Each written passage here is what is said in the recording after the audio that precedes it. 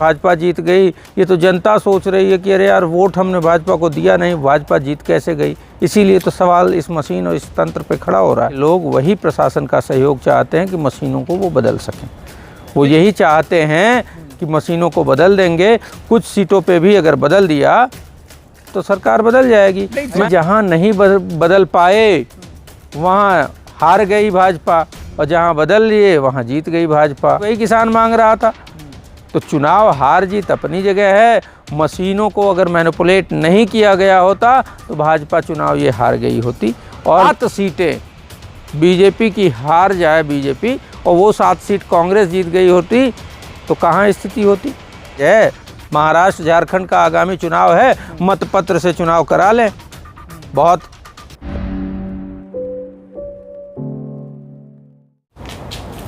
Sir, Haryana में विधानसभा का चुनाव हुआ, भाजपा जीत गई है, लेकिन कांग्रेस आरोप लगा रही है इसमें धांधली की गई है। कैसे देखते हैं आप? जी, हमारा तो आरोप ये है कि तंत्र जीत गया, लोकतंत्र हार गया। हरियाणा की जनता हार गई, किसान हार गया। किसानों की जो मांग थी वो मांग हार गई। लेकिन फिर भी हम ये मानते हैं कि जवान, किसान, पहलवान और सबसे ऊपर संविधान, ये मुद्दा था, है और रहेगा। हमारा सवाल तब भी ये था कि निष्पक्ष चुनाव होना चाहिए। तंत्र हावी हो रहा है चुनाव में, ये नहीं होना चाहिए। मशीन के हवाले लोकतंत्र हम नहीं कर सकते। ये मशीन वहाँ भी प्रतिबंधित हो गई है जहाँ ये मशीन बनी है। तो आखिर भारत में ऐसा क्या हो रहा है कि मशीन के ही हवाले सब कुछ कर दिया है। अगर बात की जाए कि इस मशीन के ख़िलाफ़ सबसे पहले आवाज़ किसने उठाया, तो सबसे पहले आवाज़ उठाने वाले लाल कृष्ण आडवाणी थे। GBL नरसिम्हा राव ने एक मोटी किताब लिखी है, डेमोक्रेसी एट रिस्क, बड़ा विस्तार से बताया है। तो क्या बीजेपी का वो स्टैंड बदल गया है? बीजेपी ये मानती है कि आडवाणी भी लोकतंत्र के ख़िलाफ़ थे, आडवाणी हार गए थे इसलिए विधवा विलाप कर रहे थे। लेकिन सवाल बड़ा तो ये है कि क्या देश की जनता के मत को किसी मशीन के हवाले कर दिया जाए, और मशीन को मैनिपुलेट कर दिया जाए और लोकतंत्र गिरवी रख दिया जाए मशीन के हवाले? सर, जनता भाजपा के साथ है, आप लोग झूठ मूठ के मशीन के पीछे पड़े हुए हैं। जनता भाजपा के साथ है आप कह रहे हैं? जितने लोकप्रिय नेता हैं। हाँ, तो अगर मोदी जी इतने लोकप्रिय नेता हैं तो मैं एक चैलेंज देता हूं उनको कि भाई मोदी जी बहुत लोकप्रिय नेता हैं, जनता मोदी जी के साथ खड़ी है, तो मोदी जी को एक चुनाव मतपत्र से करा लेना चाहिए। क्योंकि बहुत अच्छा काम करते हैं, विकास कर रहे हैं, बहुत पॉपुलर नेता हैं, जनता इनके साथ खड़ी है। तो मैं यही कह रहा हूं कि एक चुनाव मतपत्र से करा लें। उनकी सारी अगर लोकप्रियता जमींदोज न हो गई तो कहना। तो हरियाणा तो जीते नहीं क्या? हरियाणा जीत गए भाई। हरियाणा में चाहे मैं गया चुनाव में, मुझे भी कहीं बीजेपी नहीं दिखी। आप जैसे पत्रकार साथी गए, उनको भी नहीं दिखी। बड़े बड़े गोदी मीडिया के चैनल गए, उनको भी नहीं दिखी। जो एग्जिट पोल, ओपिनियन पोल करने गए, उनको भी भाजपा नहीं दिखी, और अचानक से भाजपा जीत गई। ये तो जनता सोच रही है कि अरे यार वोट हमने भाजपा को दिया नहीं, भाजपा जीत कैसे गई। इसीलिए तो सवाल इस मशीन और इस तंत्र पे खड़ा हो रहा है। यूपी के एक बैठक का वाकया मैं बताता हूँ। लोकसभा चुनाव के बाद जो यूपी में समीक्षा बैठक हुई थी, उसमें भाजपा के बड़े बड़े नेता ये एक आरोप लगा रहे थे कि लोकसभा चुनाव में हमको प्रशासन का अपेक्षित सहयोग नहीं मिला, इस वजह से हमको सीटें बहुत कम आई और हम दूसरे नंबर पे चले गए। इंडिया गठबंधन पहले नंबर पे चले गया। तो मेरा सवाल है कि वो कौन सा प्रशासन का सहयोग भाजपा के लोग चाहते हैं? भाजपा के लोग वही प्रशासन का सहयोग चाहते हैं कि मशीनों को वो बदल सकें। वो यही चाहते हैं कि मशीनों को बदल देंगे, कुछ सीटों पे भी अगर बदल दिया तो सरकार बदल जाएगी। मैं आपको कह रहा हूँ, अरे सुन लो पहले, बात पूरी हो जाने दो। 4 जिलों के 16 सीटों पे अगर वो मशीनें ना बदली गई होती तो कांग्रेस की सरकार होती, भाजपा विपक्ष में होती। मैं इतना ही कह रहा हूँ कि अगर जीतने की बात है, सरकार बनाने की बात है, तो पूरे प्रदेश की, पूरे देश की मशीनें बदलनी आवश्यक थोड़ी हैं। मशीनें सिर्फ उतनी बदलने की आवश्यकता है जिससे आरोप भी न लग सके, जिससे एक्सपोज भी ना हो सकें और सरकार भी बन जाए। यही कर रही है तो भाजपा। कश्मीर में कैसे जीत गई कांग्रेस? कश्मीर में कैसे विपक्षी पार्टियां जीत गई? मैं यही तो कह रहा हूँ कि भाई जहाँ नहीं बदल पाए वहाँ हार गई भाजपा, और जहाँ बदल लिए वहाँ जीत गई भाजपा। तो आप बताओ ना कि अगर एक जगह नहीं बदल पाए तो ये गारंटी आप लोगे कि दूसरी जगह नहीं बदलेंगे?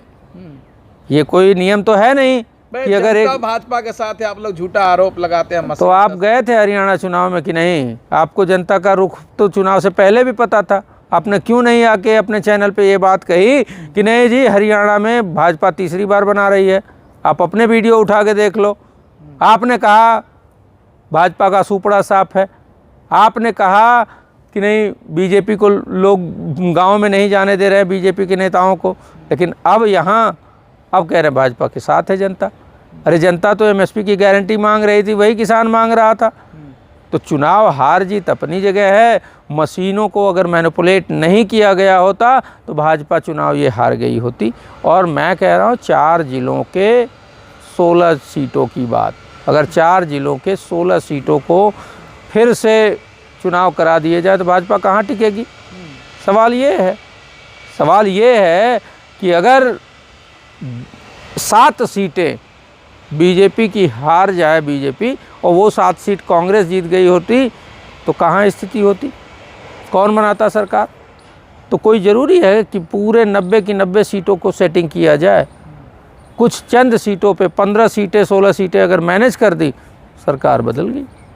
वो तो विकास के नाम पर 10 साल से विकास किया। मैं कह तो रहा हूँ अगर विकास ही किया है तो मोदी जी को चैलेंज है। महाराष्ट्र झारखंड का आगामी चुनाव है, मतपत्र से चुनाव करा लें। बहुत फेमस लीडर हैं भाई, आप ही कह रहे हैं कि जनता उनके साथ है, बड़े लोकप्रिय हैं, विकास कर रहे हैं। तो कह दीजिए महाराष्ट्र और झारखंड का चुनाव मतपत्र से कराने की हिम्मत दिखाएंगे तथा कथित लोकप्रिय नेता नरेंद्र मोदी जी? नहीं। मैं आपको एक वाकया और बता देता हूं, जैसा आप सवाल उठा रहे हैं कि वहाँ जीत गए तो वहाँ मशीन ठीक है, वहाँ हार गए तो मशीन ख़राब है। 2017 में यूपी, उत्तराखंड और पंजाब का चुनाव हुआ था। यूपी उत्तराखंड में भाजपा जीती थी, पंजाब में कांग्रेस जीती थी।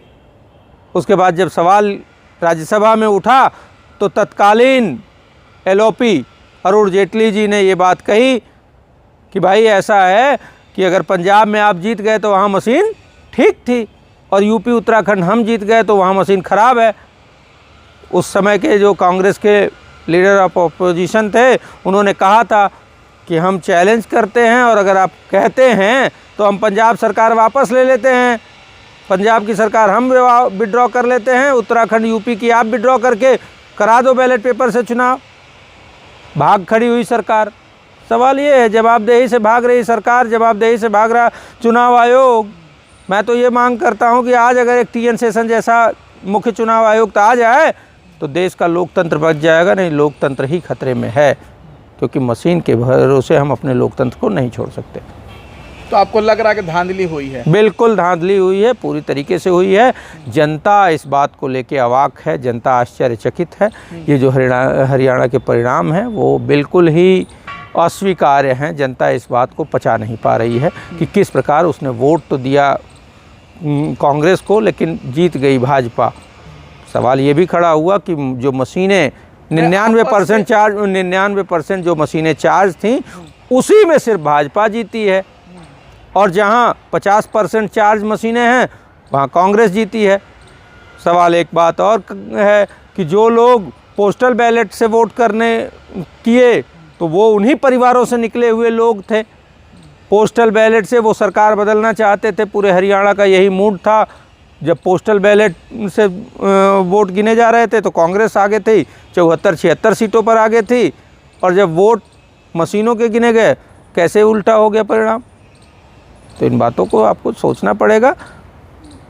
चुनाव आयोग को निष्पक्ष दिखना चाहिए। ऐसा नहीं है चुनाव आयोग कह देता है, कुछ पूर्व अधिकारी जो चुनाव आयोग के हैं वो ये कह रहे हैं कि चले जाओ कोर्ट, तो ये कोर्ट की धमकी देने के लिए चुनाव आयोग नहीं बना है।